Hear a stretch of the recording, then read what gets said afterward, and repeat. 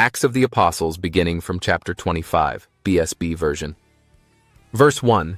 3 days after his arrival in the province, Festus went up from Caesarea to Jerusalem, where the chief priests and Jewish leaders presented their case against Paul. They urged Festus to grant them a concession against Paul by summoning him to Jerusalem because they were preparing an ambush to kill him along the way. But Festus replied, "Paul is being held in Caesarea, and I myself am going there soon. So, if this man has done anything wrong, let some of your leaders come down with me and accuse him there." Verse 6. After spending no more than 8 or 10 days with them, Festus went down to Caesarea. The next day he sat on the judgment seat and ordered that Paul be brought in.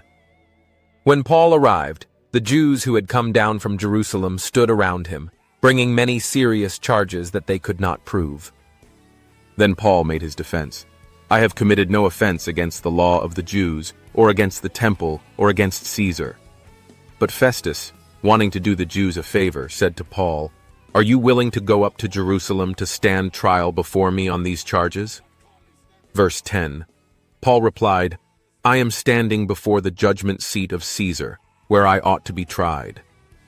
I have done nothing wrong to the Jews, as you yourself know very well.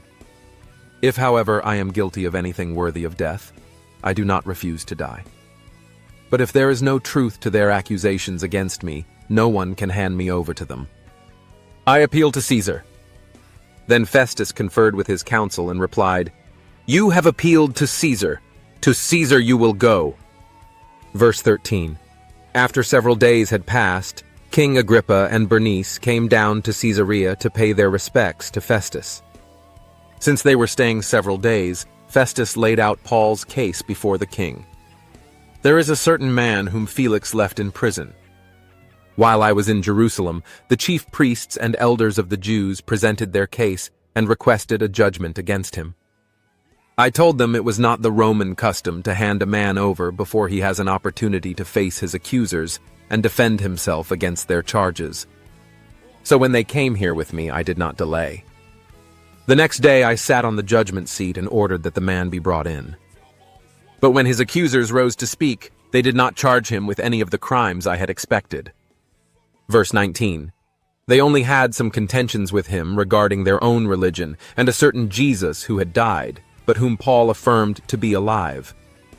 Since I was at a loss as to how to investigate these matters, I asked if he was willing to go to Jerusalem and be tried there on these charges. But when Paul appealed to be held over for the decision of the emperor, I ordered him held until I could send him to Caesar. 22. Then Agrippa said to Festus, "I would like to hear this man myself." "Tomorrow you will hear him," Festus declared. Verse 23. The next day Agrippa and Bernice came with great pomp and entered the auditorium, along with the commanders and leading men of the city. And Festus ordered that Paul be brought in. Then Festus said, "King Agrippa, and all who are present with us, you see this man. The whole Jewish community has petitioned me about him, both here and in Jerusalem, crying out that he ought not to live any longer." Verse 25. But I found he had done nothing worthy of death, and since he has now appealed to the emperor, I decided to send him. I have nothing definite to write to our sovereign one about him. Therefore I have brought him before all of you, and especially before you, King Agrippa, so that after this inquiry I may have something to write. 27. For it seems unreasonable to me to send on a prisoner without specifying the charges against him,